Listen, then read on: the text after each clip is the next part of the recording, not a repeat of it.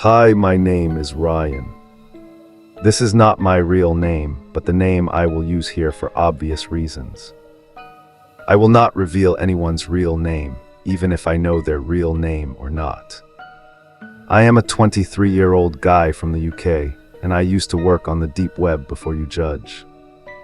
Let me be clear, the deep web is not all bad as people think. It is not all guns, drugs, porn, not reality. It is mostly information leaks, sharing, software forums, and financial solutions. The deep web is a lot of things, but only a small part of what modern media is. Description, and with such a wide range of services, of course the deep web also has a lot of job opportunities. I worked on it for a few years until I decided to quit. If you are curious why I stopped, that's a story for another time. But for now, I will start from the most logical starting point. I was a part-time college student. In between, engineering class is boring. I worked part-time at McDonald's, everyone's favorite fast food joint. This kept my life pretty busy, but in my spare time, I'll browse the deep web.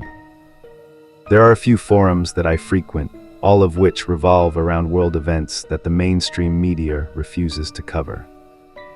These things interest me because I can see a world that the media doesn't want us to know about. It's real, you know. But slowly, I got into the community of one of those forums.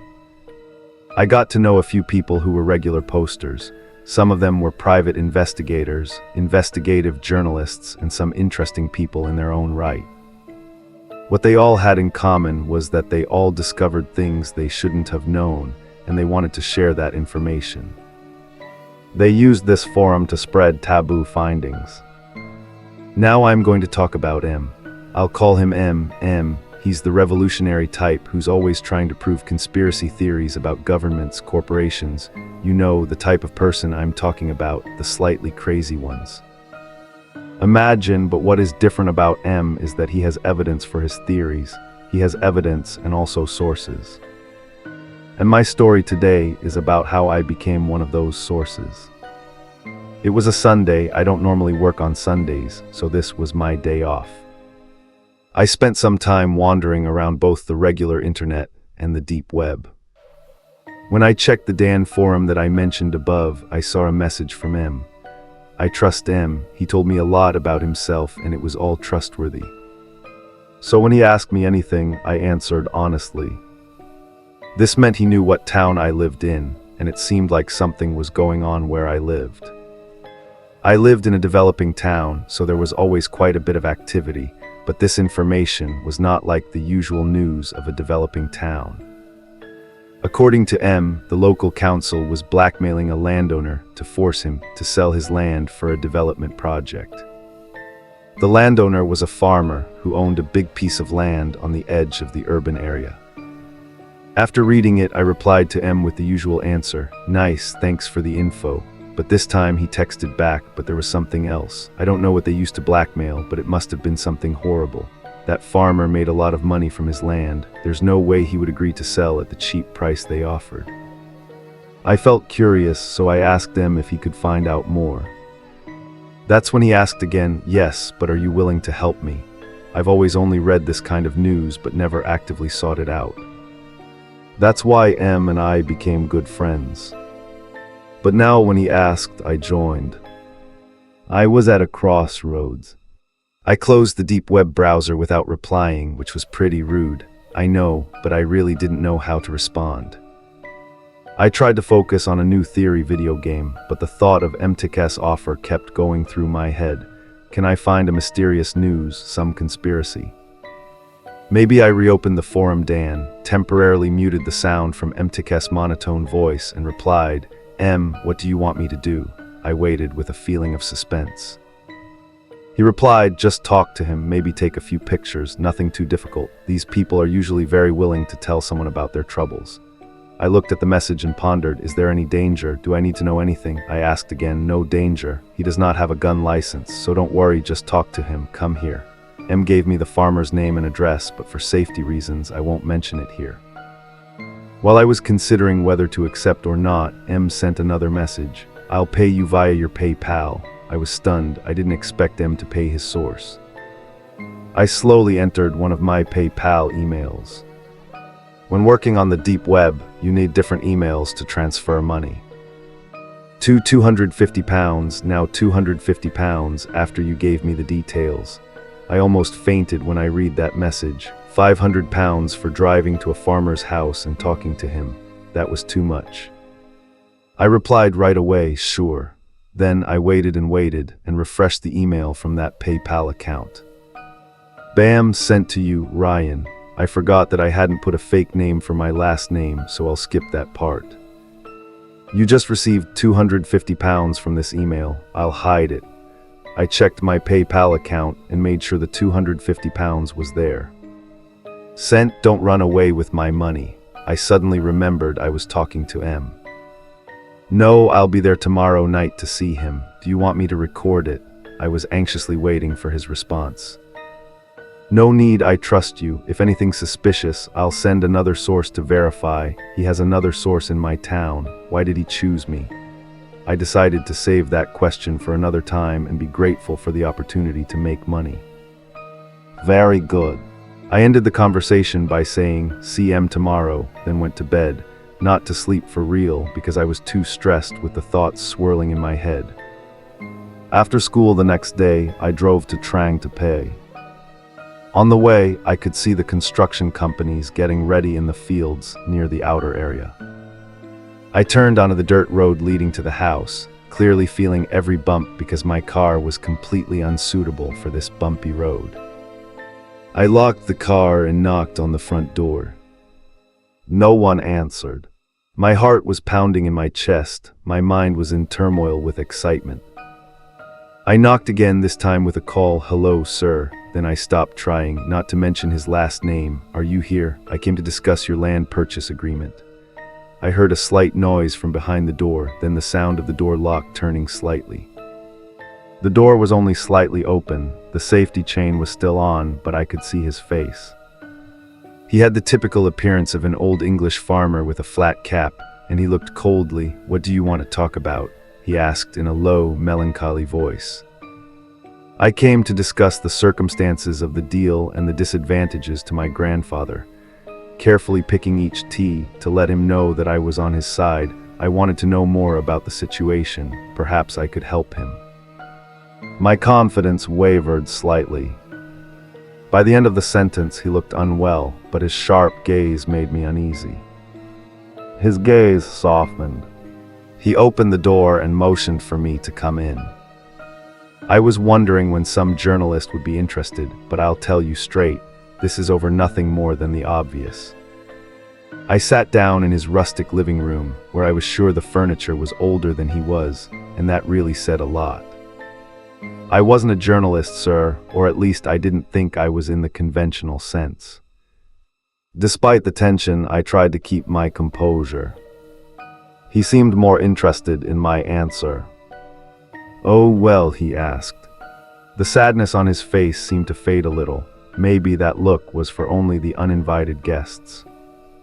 And I have managed to gain your trust. Yes, please, have some skillful milk. I will wait until we are both comfortable, and then I will ask you while you are busy making your tea. I sit there wondering, what the hell am I doing here? You place a cup of tea in front of me. The porcelain cup is so fragile it looks like it could break at any moment. I decide that maybe I am not really thirsty because it looks more expensive than just for drinking. So what do you care about me, young man? You look at me. Your eyes are filled with curiosity.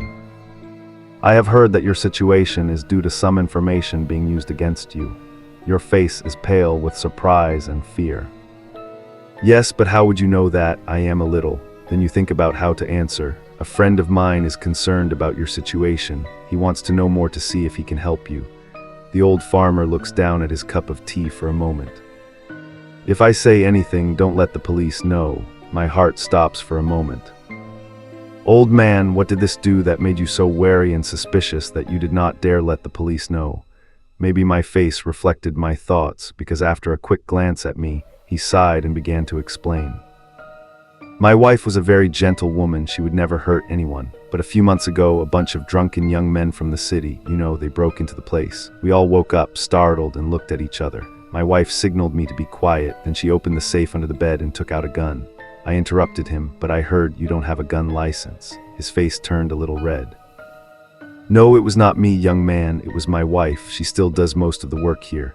She took out the gun and opened the door. I don't know what happened, but I heard the gunshot and I started crying, putting my head in my old hands.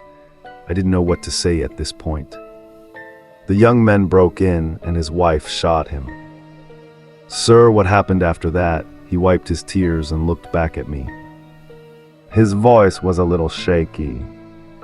"We hid them and buried them. The police found them, and soon someone from the city council came and said if we didn't sell the land, we would be charged with murder." He sighed heavily and put his head in his hands, waiting for me to say something. "But why didn't he go public? They broke into his house. It must have been his own doing." He looked at me with a cold look.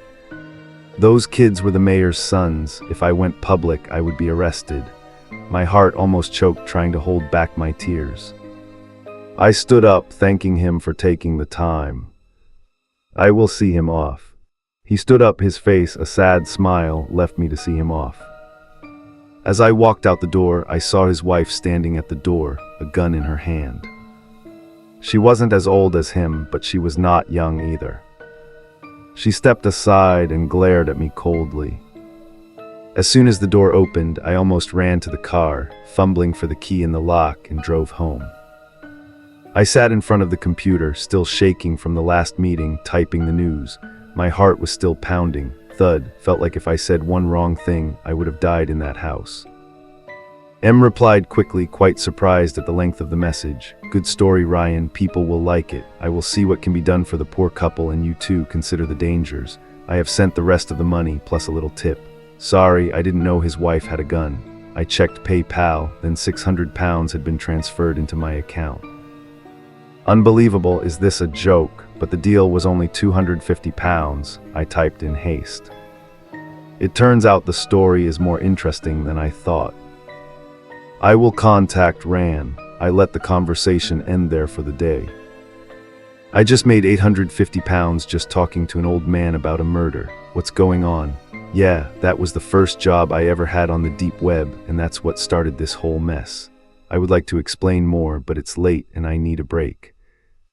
Let's just say it wasn't the last I heard from M, and definitely not the last job I've gotten on the deep web. I'm going to focus on M and his jobs first, because that's the bulk of what I have to tell, but I may later talk about some of the other jobs I've gotten from other people along the way. Now, good night. Another sleepless night. Hi everyone, Ryan here. It seems like you guys liked my last post quite a lot. It got a lot of attention, which is both good and bad. A few of my old contacts on the deep web found the post and responded. I just hope I don't get pulled back into this mess, because it's hard enough to get out of it. But there's another thing, I usually call it the deep web. Like most people I talk to call it that. I know a lot of people call it the darknet or the dark web, but I still like to call it the deep web. Sorry if that offends you, it's not exactly accurate, but most people know the name. So, and yes, I live in the UK. All this is happening in the UK. People can still own guns here, it's just not common, usually used mainly by farmers. Before I continue the story, I'm not sure how M knew where I lived. He guessed, and I confirmed. I still don't know how he guessed. I wish I could ask him, but it's too late now. Back to the story, a few weeks after I started working for you, I spent that time on a shopping spree on Amazon, thanks to your generous money. This included a new laptop and a bunch of other stuff. I tried to keep this spending to myself to avoid anyone wondering, but it's hard to hide when you have a new laptop. The situation was that I was laid off mid-term. I got a week off and I got paid from work as usual. I spent hours wandering around the internet. I started a new hobby of researching the elderly couple you sent me to meet on the internet. Usually I don't find much about them, but on the deep web, I found some interesting information. It turns out the old lady, I'll call her Janice, had a criminal record for assault and intentional injury. This conviction wasn't from when she was young, it was only about 12 years ago. She got a fine and community service, probably for not being able to put an old lady in a closet. I wanted to dig deeper, but then I thought, I know someone who is a professional in this field, right? I sent him a message asking if he knew anything more or had done any more research. Unlike usual, I didn't get a response right away. When he replied, he just texted, "We need to talk, but not now. This is making me a little self-conscious." Did you find out anything? The assault charges aren't anything too newsworthy. The events in the previous post still confuse me. The woman killed 2 kids and she was just standing there. No way I want to go near that place again. I feel sorry for the old man, but the sooner I get away from them, the better. A few hours later, he texted me back, "There's more to this story. I've been looking at some news in town. The mayor's son isn't the only missing child in these past few years. My mind has been racing with thoughts. The first thought that came to my mind was that the old lady could be a serial killer or something. She seemed capable of it. All the missing people were teenagers whose parents were in positions of power in town." He sent a message with a link to a file sharing site on the internet. Usually it had pictures from police missing persons reports. Not sure how he got these documents, but right away I saw a common pattern. The mayor's son, the daughter of a local businessman, the police chief's son, they all had a clear connection. So what does this mean? Because there's no way I'm going back to that damn house, especially now that I know this. I typed a reply, a feeling of dread and anxiety growing inside me. I still couldn't help but feel excited about this discovery. Was I really thinking about getting another job from my mom? "I'll let my other source meet you. Pick the place and time. I know you have the week off." Before you think, he didn't take down my computer to find out. I told him myself, but like I said, we're best friends. I met your other source, Jacob, at a coffee shop in town. I brought a friend along just to be safe. Jacob is a professional photographer who works full-time for you. I don't know what that is specifically, but it's probably better not to ask. When I confirmed he was real, I told my friend he could go, and my friend was clearly relieved. Jacob was a scruffy man in his 30s. The easiest way to describe him is if you saw him, you'd think he'd just walked in off the street. He even smelled like it. Now we work together. He spoke with an Eastern accent. I'm not into accents, so I can't say where it came from, but contrary to what you might think, his English was pretty good. "Do you have a car?" he asked. His eyes didn't change. "Yes, it was parked right in front of your old car. I actually parked right outside the coffee shop, but I don't understand why he'd care. Let's take that car to the farm to watch Mrs. C. Understand?" I nodded slowly, not sure if I had the right to say no. "Good, let's go. Now I hate coffee. It gives me a stomach ache." I nodded, unable to protest. The drive out of town was making me pretty shaky. I was heading back there and not even sure how much I'm getting paid for this. In my haste, I forgot to ask him about the construction work on the edge of the couple's farm, which had expanded a bit. I could see the foundation being laid by a group of workers in reflective vests. As I passed the chaotic part of the growing town, I slowed down. I drove past the road that led to the main house, instead taking another road that was a little further away, even more desolate and neglected, that led to an abandoned barn on the couple's land. I parked outside of the barn, and Jacob started getting busy with the first bag he had brought along. He took out a couple of very expensive-looking cameras, Tine, and started setting them up in the left rear window of the car, aimed at the barn and the wing behind the bushes that surrounded the field. The barn gave off a claustrophobic and menacing feeling. Jacob didn't seem to sense this, but he was an expert after all. I don't know what kind of equipment he had in there, but when he finished, the setup looked pretty impressive. We put sensors in the wing so we would know when the old lady comes around. You lock the car. If my camera gets stolen, I'll kill you. He looked at me with a half-serious look on his face. I smiled back. We walked around the farm, carrying small GoPro-like cameras with antennas attached. Every now and then we stopped and set up a camera somewhere, usually pointed at the barns or sheds. After about an hour of work, the sky was dark. When we arrived, it was almost dark, and darkness was quickly falling.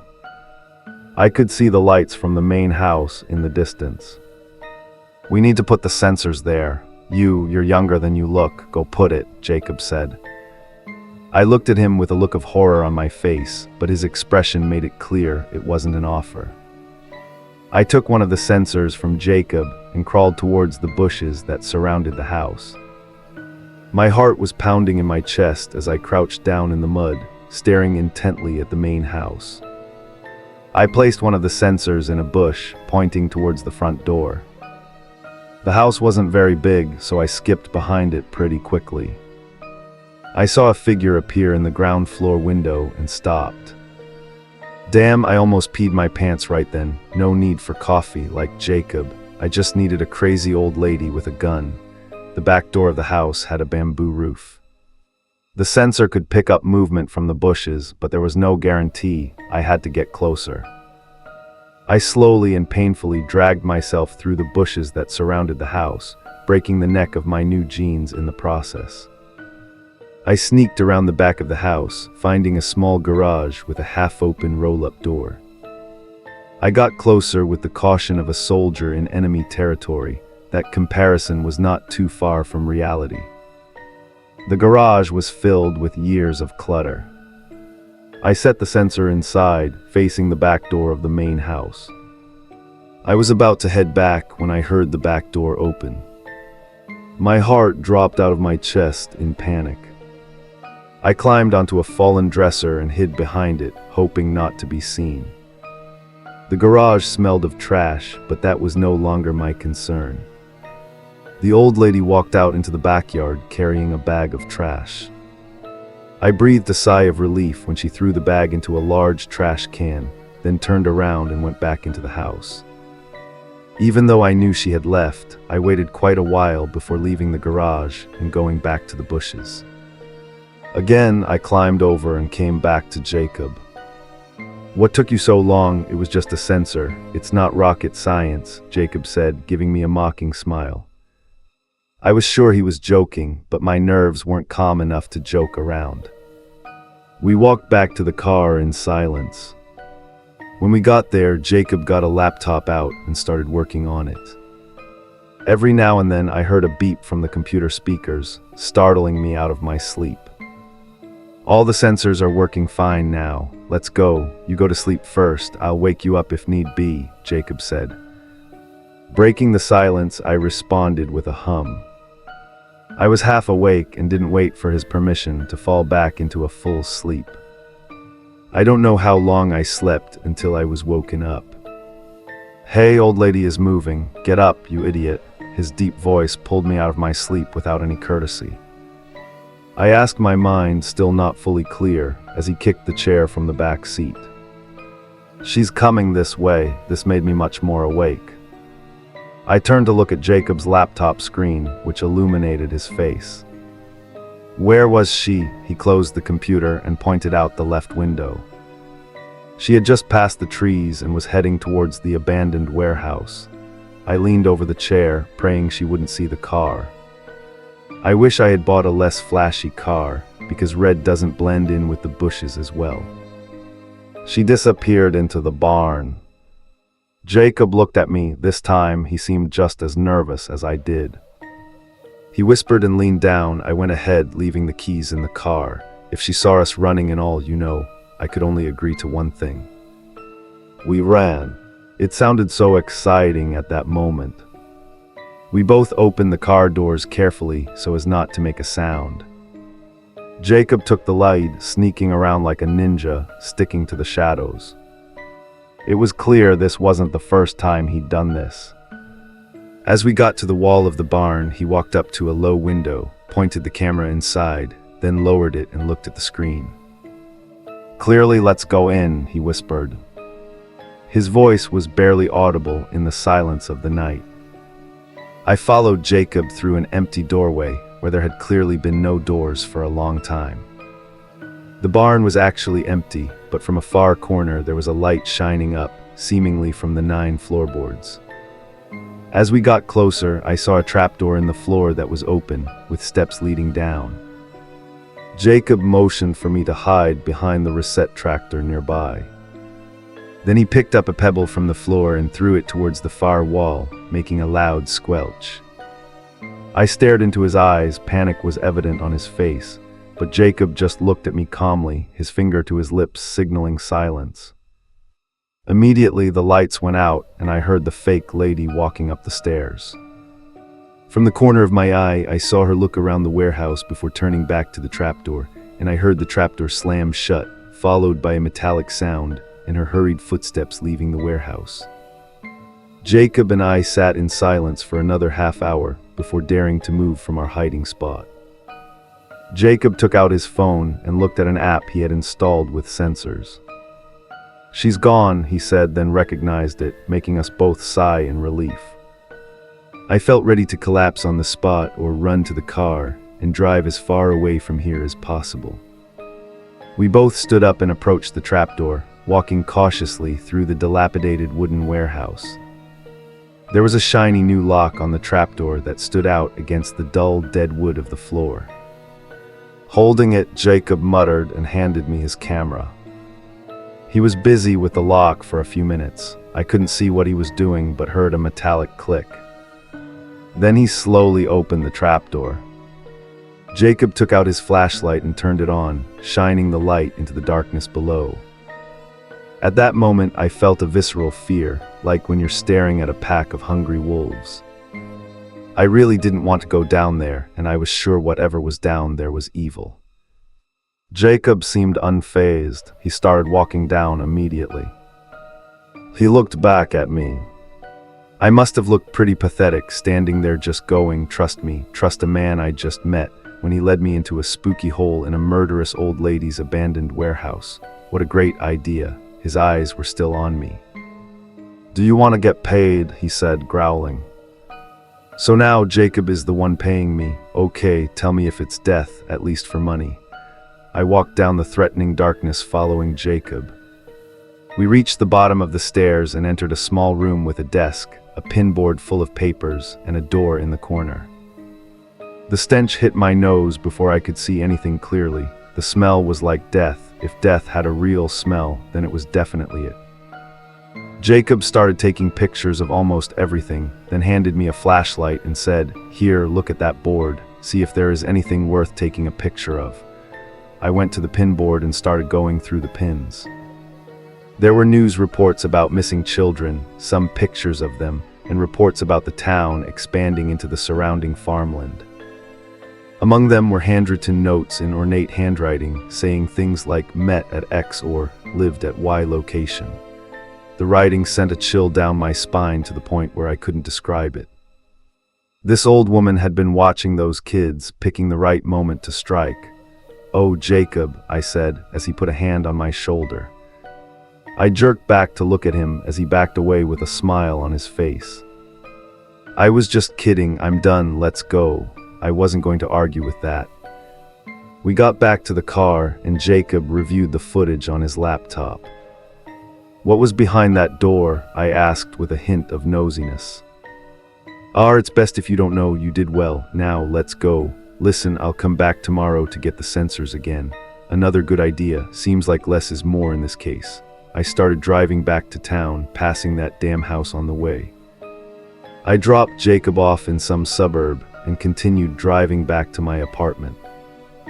I was dead tired. Before leaving, Jacob handed me a piece of paper with an email address on it saying, "You're good, text me when you need me. I'll call if I need your help." Again, I'm still not sure what I did to help, but it was obvious I did well because he also handed me a thick envelope. When I opened it, I saw all its 20-pound notes. Home, I count them 1,000 pounds. I'm starting to think this might be a not-so-bad job, no questions asked, get my work done and get paid. Jacob, it was a good idea to work for him. However, I'm still curious about what's behind that door, not that I intend to find out for myself. On the contrary, I think I've had enough of that damn farm, but I've never known where that smell is coming from. So that's it. No more stories to tell. It's taken me hours to write this, and I've been pretty busy lately, especially with my old contacts popping up asking, all sorts of things.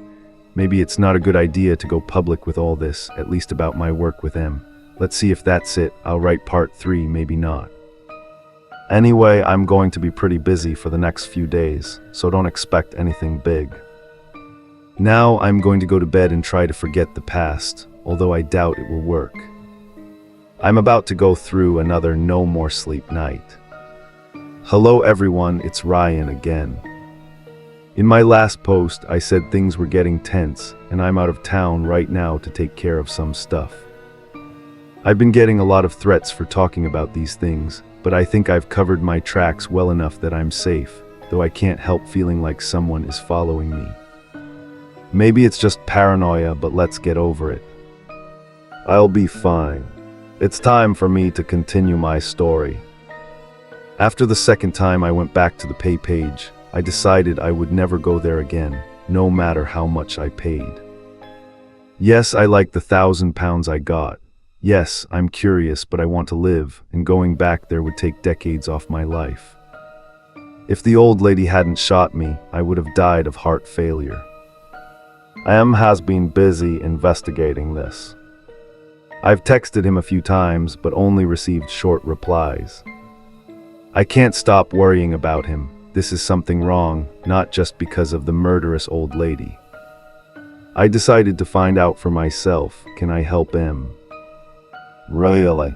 Because not knowing frustrates me, but knowing could kill me anyway. I started by looking back at missing children cases online. Records showed the mayor's kid went missing a few months ago, but according to the faker, she shot him just a few weeks ago. So either the old man was lying or the kids went missing before they showed up at the farm. The other kids all went missing within 2 months of each other, all the same story. They went out to meet friends or attend an event and never came back. No trace, no clues, no witnesses. They were all closed cases. All the kids of powerful people went missing. Then 2 turned up at the farm outside of town, were shot dead, and suddenly the one who shot was blackmailed by those powerful people. Maybe the old woman wasn't really at fault, but what's going on? It's been about 2 months since the last disappearance. Are there any more kids missing? If so, who are they? Why is he so good at this? More importantly, how does he have the money to pay people? Does he have a boss? All these thoughts just make me more blind, open to so many questions with no answers. But there are also the questions you really don't want the answer to. If that old lady didn't do the murders, then why did she have that pin board? Maybe she was trying to find out the truth too, and waiting for me to think of Jacob. I emailed Jacob asking if he had a picture of the pin board, and also asking him to contact me via email if anything came up. For me, the answer came pretty fast. Ryan, I have the picture but can't show it to you, you're cool. You asked him, not me. Thanks for leaving your email. I'll let you know if anything comes up. You're a good kid. I sighed, frustrated. I could ask M, but he definitely would not agree. I don't want to go behind his back, and Jacob is his guy. But Jacob, I'm investigating the same case as M. Please, I really need those pictures. I'll pay you. Ironically, I was going to pay Jacob with the same money he just paid me not long ago. Ryan, I uploaded the picture. Here's the link. The link will expire in 5 minutes. Fast load. You owe me a job with Jacob. It's hard to argue, especially when it involved me not losing money. I quickly went to the link and downloaded the pictures. It was a regular internet link, so I was pretty sure the files were safe. I studied the pictures carefully, trying to find out any information I could. I looked at the pictures for a few hours. I didn't get very far, but I found out that all the kids were into drugs, not the hard kind, just weed, some mild drugs. Probably when you have rich parents, you can afford to spend money on that crap. How the old lady knew this is completely beyond me, but really, everything about that witch was incomprehensible. The two kids who broke into the den turned out to be weed dealers. They were dealing in town. But where they got the drugs from is still a mystery. The others seemed to be just users. These kids also frequented the same bars, restaurants, stores. It seemed they were all friends. Even with this new information, I still don't have any idea what the hell was going on. A group of friends who liked drugs suddenly disappeared one by one, lost. The two of them stormed into an old lady's house who was watching them. All this was confusing, and I was still nowhere near any clear answers. I decided to find out about the drug ring in the town in the best way I knew, deep web. I went back to my usual forum and started asking around, pretending to be a buyer. I found a local retailer and arranged to meet under the pretext of wanting to buy some weed. I had no idea what weed cost or how much to buy, so I asked for 2. Do kids still say split? After a short drive into the town center, I met the guy in a block of flats. He was waiting in the lobby. I brought 500 pounds from the 1,000 pounds Jacob paid me not to buy drugs. Button find answers, I greeted him with a handshake as agreed. I wasn't to describe him, so he was a man with hands, and that was all I managed to say. After a while, I handed him the money and told him that a drug dealer had caused trouble for a friend of mine, and I wanted to know who he was. He told me about local dealers, apparently a businessman with a missing child who siphoned business money to run a deep web drug ring in town. He didn't know much about the boss, he only knew that the deep web was his business. He also said he knew 2 dealers had recently gone missing. No one did it, he just knew they had disappeared. I thanked him and went home. Is that what your job is like? It was quite thrilling. The whole situation was still completely confusing, but actually finding out something almost made it worth it. I didn't buy weed, he actually smoked it all, and said that revealing the information was stressful. But apparently, 500 pounds can buy some useful information. So a group of drug addict friends with powerful parents who can protect them run a deep web drug ring with a market, chief of police chief, a businessman helping out, and the kids themselves. They can run a safe operation, and anyone who tries to interfere, just look at that old couple. I thought of what M could know. Maybe he could help me draft a message full of information. And the source I found took about an hour to write. He responded faster than the last time. Oh my God, Ryan, you did my job. I was trying to figure that out too, but being so far away I couldn't put the facts together quickly. I was actually going to ask you to do my job again, but now I don't need to ask you anymore. Good job, buddy. I'll get to work on finding out more in the meantime. You stay put. I did a little more digging, and to put it simply, there are some dangerous people behind this. The old account for your payment, right? I'm confused. Did I find out more than that? These people are dangerous. I know they attacked the old lady, but where does it go from here? I was lost in thought when I almost forgot that M just offered to pay. I said yes and good luck. Soon, my account had another 900 pounds in it. Oh my gosh, including expenses, it's only about 400 pounds, but still a good amount. And do I dare risk continuing the investigation? I wondered. Well, that's it. Before I write the next part, I need to make sure some people, it's okay if I mention them. Anyway, this information is quite, illegal, but I can ask their permission tomorrow because money first is smart. Also, I haven't spent all the money you paid, so there's still some left over for bribes. Almost ending in the next part, I'm sorry for making this such a long story, but there are many factors involved, and most of them I can't control. Hopefully you'll see me again until then. I'm going to bed and have another sleepless night. Hello everyone, it's me, Ryan, again. In the previous post, I said that this part would almost end the story, and it did close a lot of things, but recently something happened that really made me wonder if I would ever find out the truth. You guys seem to be concerned for my safety, and I can assure you that I am safe right now. I post these posts over public Wi-Fi outside my house with a VPN. My location is almost untraceable. I really appreciate your concern. It's nice to know someone is paying attention to me.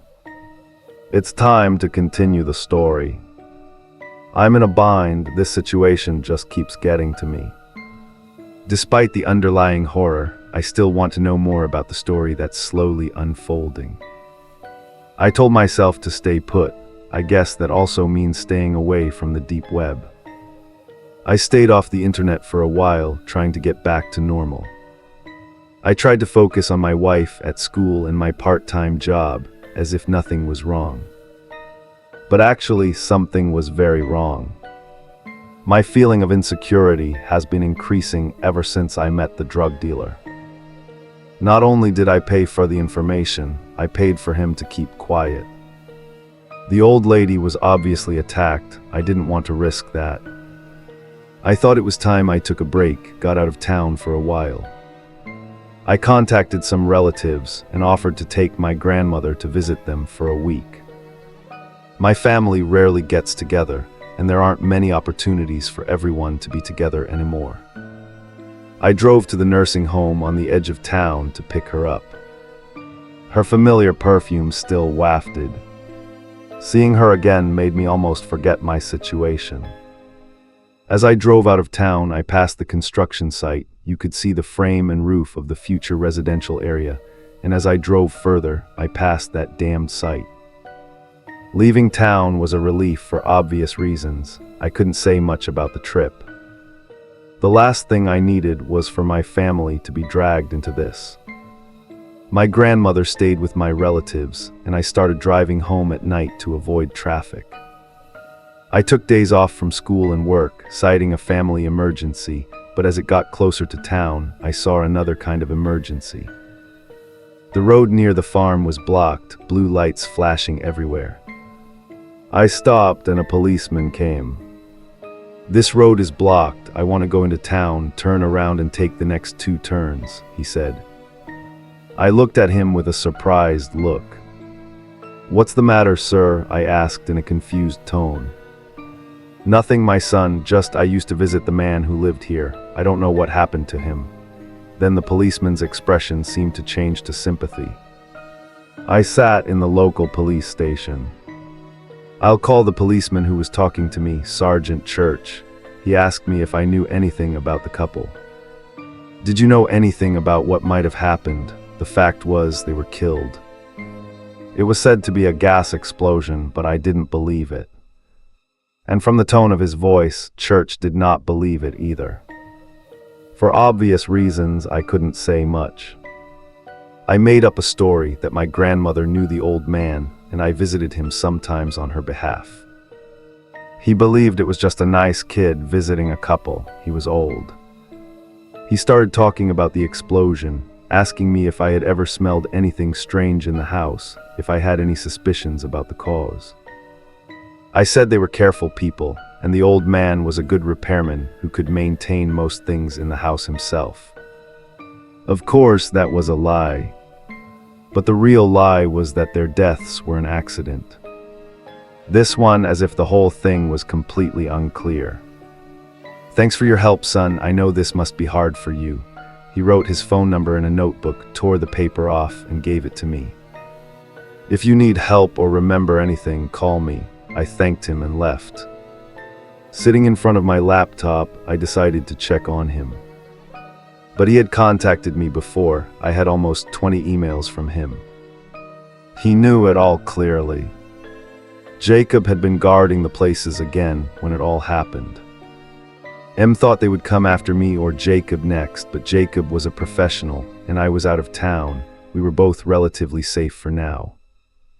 But also, good news, Jacob tracked the attacker back into town with the tracker on his car. He parked at a warehouse in the industrial area of town. Sounds like a horror movie. "Ryan, I know you've taken a lot of risks on this, but I can't send Jacob all. I need only for you to go in and identify anyone there. If you can identify one of the missing children or their parents, we can bust the whole damn thing. I'm in too deep. You're going to pay me handsomely for this. Those guys are murderers," he replied. My mind was a jumble of fear and anger. £5,000 if you go in and identify yourself, take pictures with whatever you have.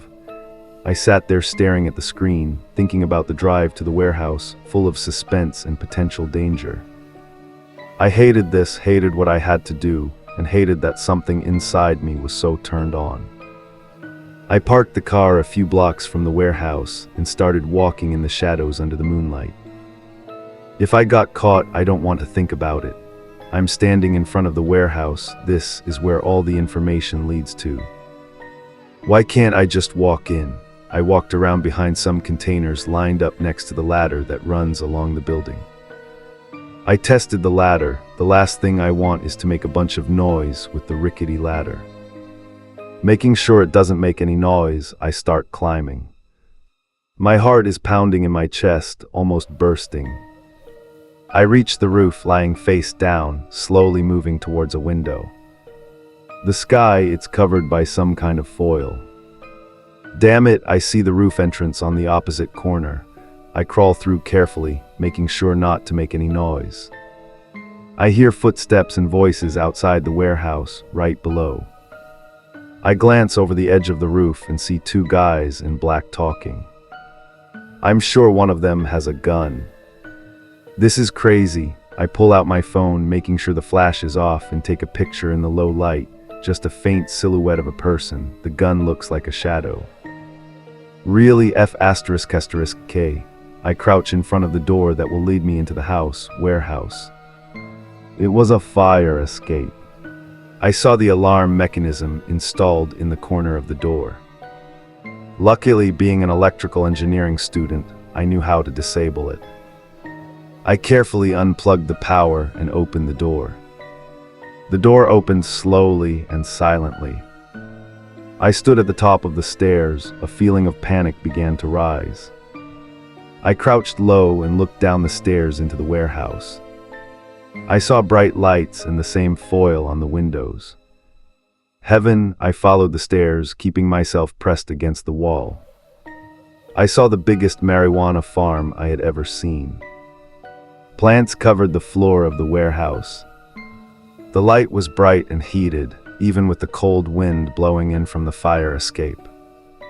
I was sweating, of course, not entirely from the heat. I pulled out my phone and started taking pictures of some people walking between the trees. Some of them had handguns and a few others had machetes. This was the craziest thing I had ever seen. Then I noticed some familiar faces sitting at a table on the far side of the warehouse. It was the missing children. I thought they were involved in this activity, but apparently they were not willing to join because they were blinded by the chair. A guard sat next to them. The phone camera couldn't get a clear shot from that distance. I had to go down the stairs and take a shot from the guard's path between the trees. It was crazy. I groped my way down to the bottom of the stairs. The metal handrails didn't cover me at all. Luckily, I was in a corner and there was a wall around 3 sides, so it was relatively private. But if any of them decided to go up to the roof, I was screwed. I had to do it fast. I got to the bottom of the stairs and lay face down, almost getting the shot. Then I had to go out a bit to take the shot. I waited for the guards to get away from the stairs, got up, and quickly took several shots with the phone. Only a few were really clear. Then I ducked back into hiding, trying my best to control my panicked breathing. I really did it. I started to hang up the stairs when I heard footsteps approaching. I quickly crawled up to the door and carefully closed it. I rounded the corner from the roof entrance, finally back into the cold wind of the night. I saw the guard step onto the roof. Clearly, the door alarm had never been properly connected. I heard the sound of a lighter and footsteps coming up the stairs, a few guards standing in front of my only exit, talking to each other. I pulled out my phone and started recording video. I couldn't see them, but what's important is what they said at this point. I can't reveal their conversation, but eventually I'll make everything public. I stood there frozen in fear. I had to leave this roof. The building was about 2 stories high, and the ground underneath was concrete, but there was an open trash can in the back. The only thing was, the back wall was right up against the warehouse wall. I was going to have to jump down, praying to God. I landed on the trash can. I put my phone in my pocket and braced myself. I jumped down. The indescribable feeling of fear and excitement that came over me as I fell was strange. All I thought was I was going to die, but the feeling of falling was almost exciting. I landed on the trash can with a slight bump. It made a noise, but it was less than a scream if I hit concrete, however. When I landed, I felt a sharp pain in my leg.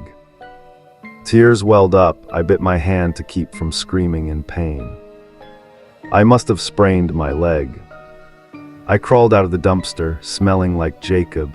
Maybe that smell was his job anyway. I trudged back to the car. I actually made it. I got in the car and drove home, painfully ignoring the pain in my leg. I decided to shower first, went to an urgent care, not a doctor, but my leg didn't look broken, though it was pretty swollen, and I also had bruises down my right leg and arm from the fall. This would be hard to explain. I plugged my phone into my laptop and sent pictures and videos over. I saved them in multiple places just in case.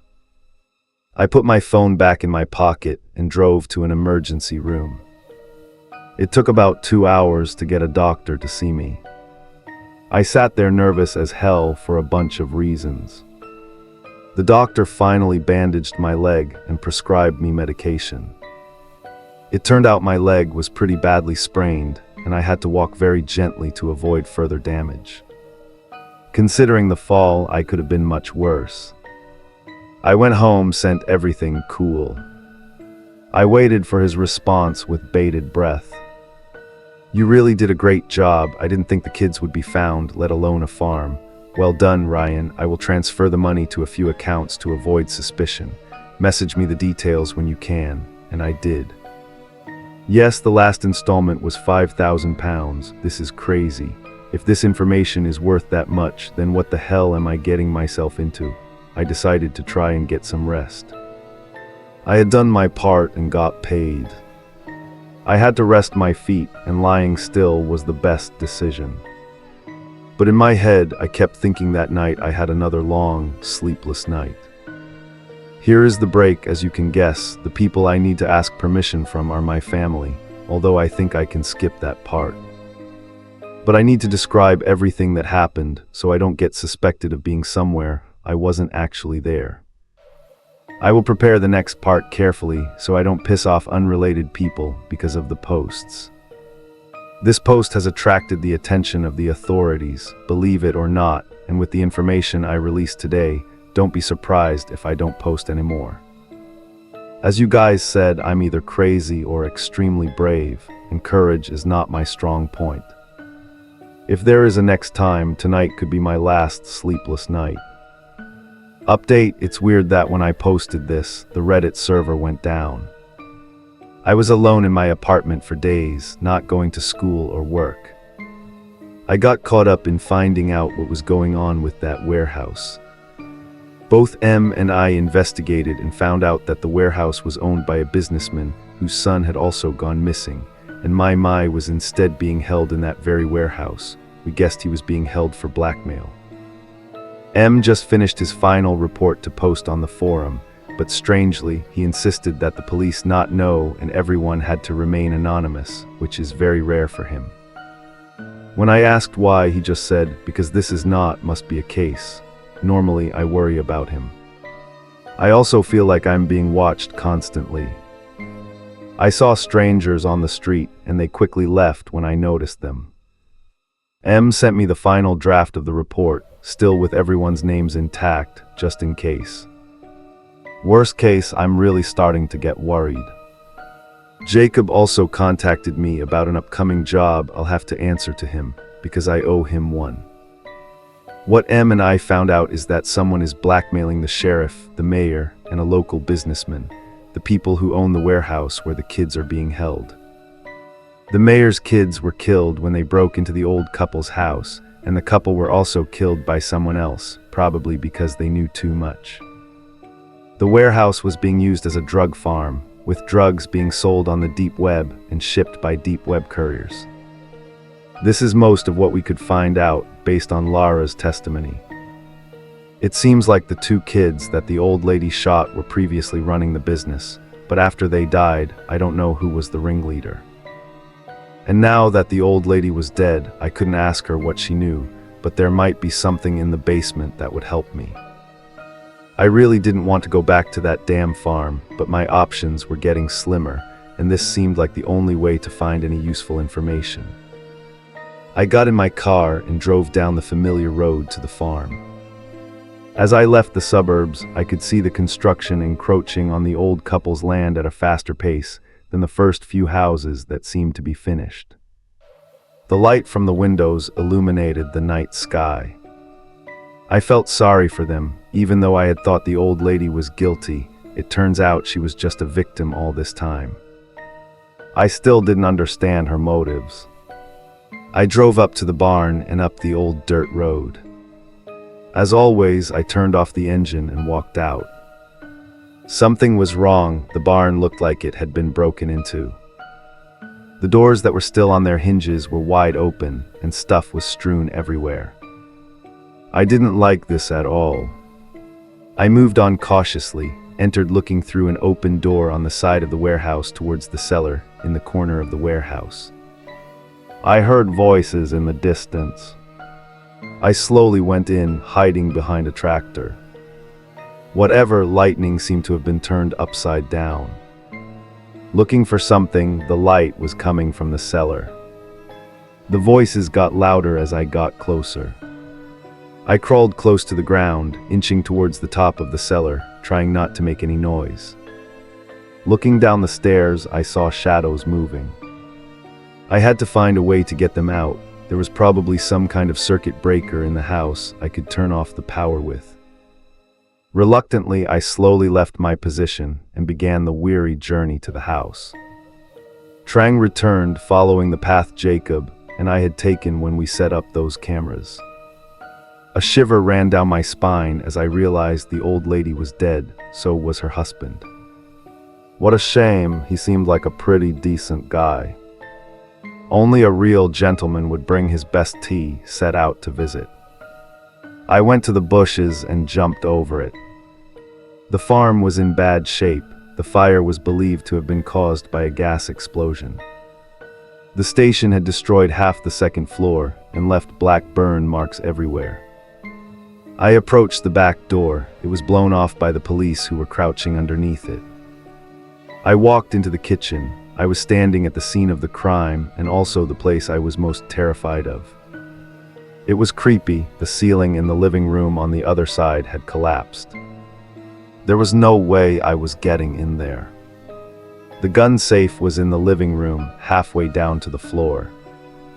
It was also taped over. It looked like the police had tried to open it but couldn't. It was really creepy. I saw a door in the kitchen that didn't seem to be affected by the fire and opened it. Inside was a staircase leading down to another basement.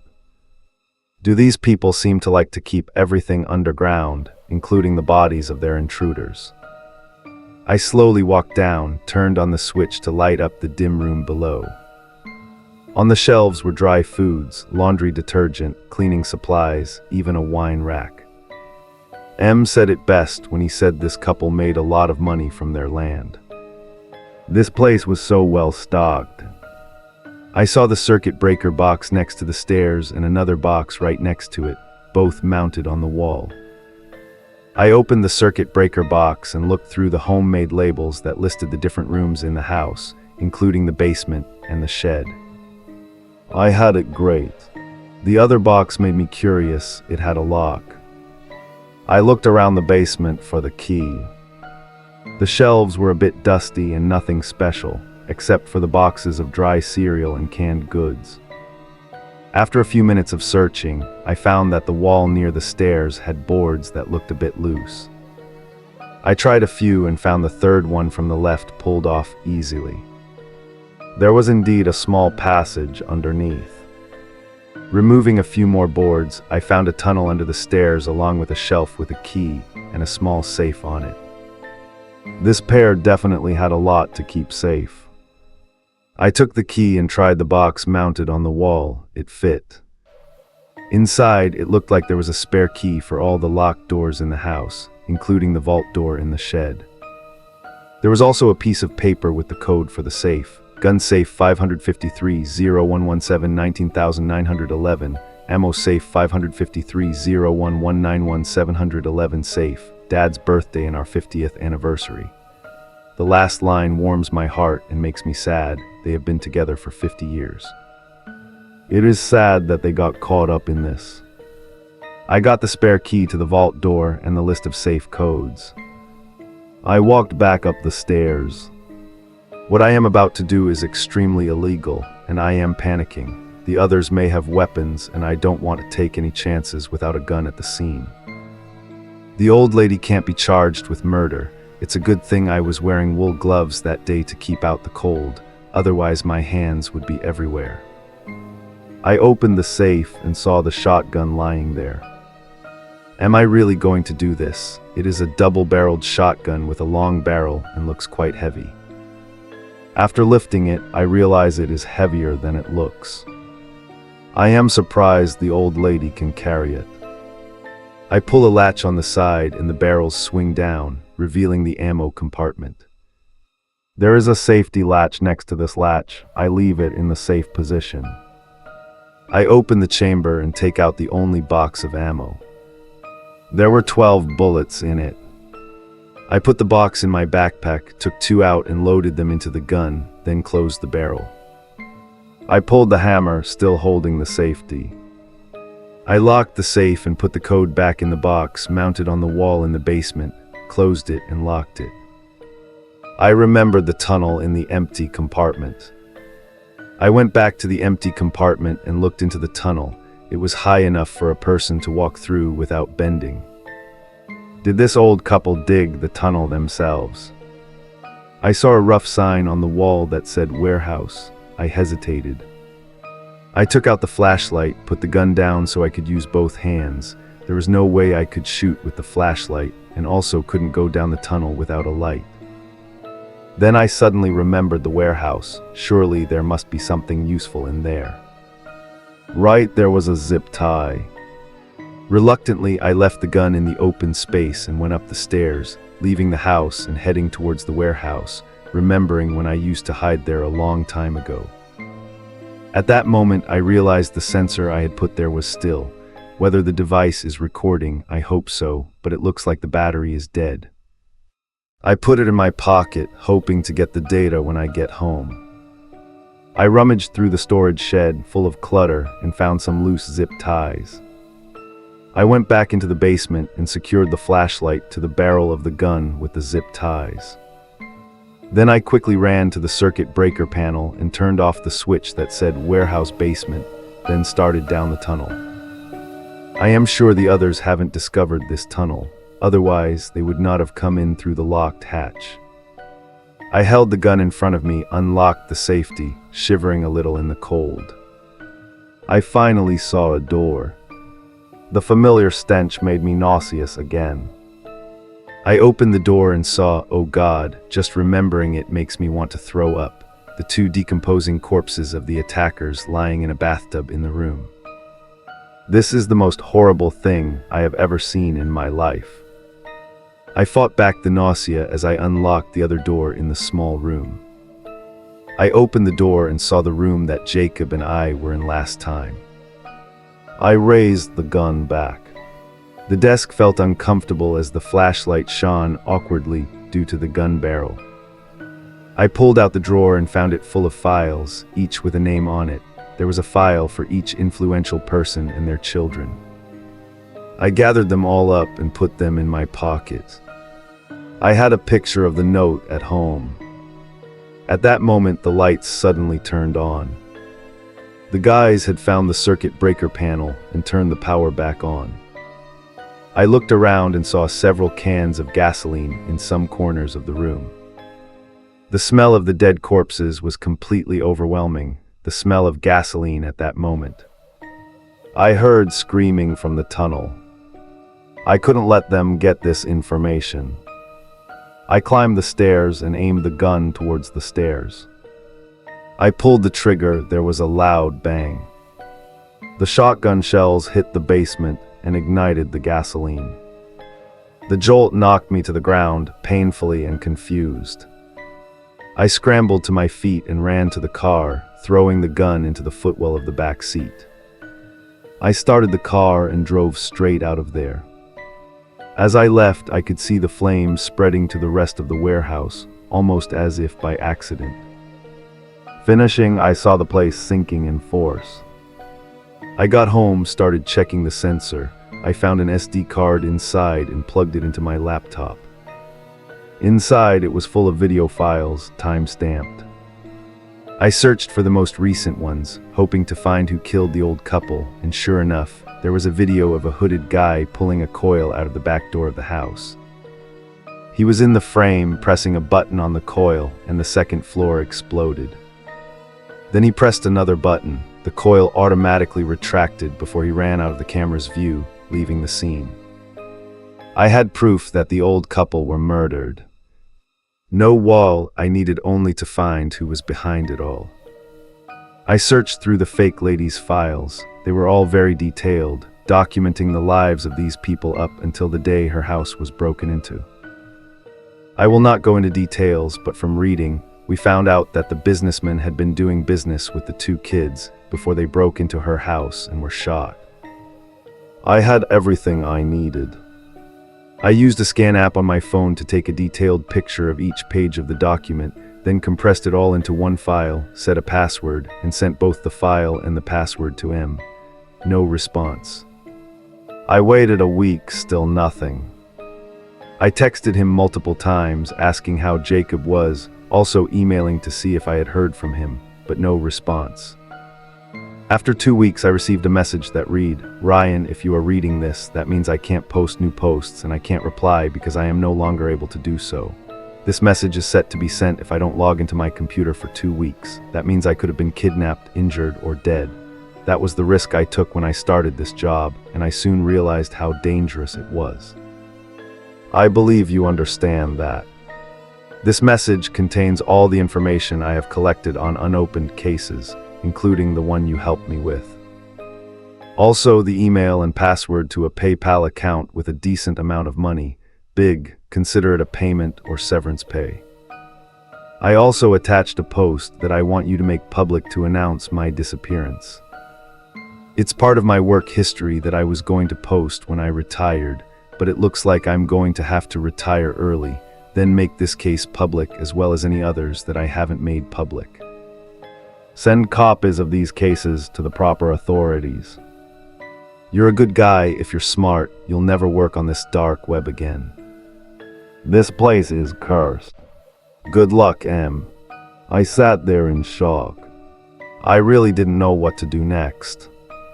I texted Jacob, he got a similar message, but M asked him to destroy all traces of their work. Am I in danger too? I remember feeling like someone was following me. Everything was a mess. I gathered all the evidence from both of us, zipped them into a single file, then printed them out and put them in a huge stack of documents, naming it The Farm. I was in tears when I thought about him. He is not only my colleague, but also my friend. I posted everything as he asked, with the password so everyone can see the evidence. Then I wondered how to notify the authorities. I remembered Sergeant Church, who also felt something was wrong about the death of the old couple. Early in the morning, I drove to the police station. I carefully left the gun at home. I brought a USB with all the evidence, except that I stole the gun instead. It just said that I found the safe already open. When I arrived, I asked to see Church and waited for a while. He finally came out to greet me. We shook hands, then I followed him into the office.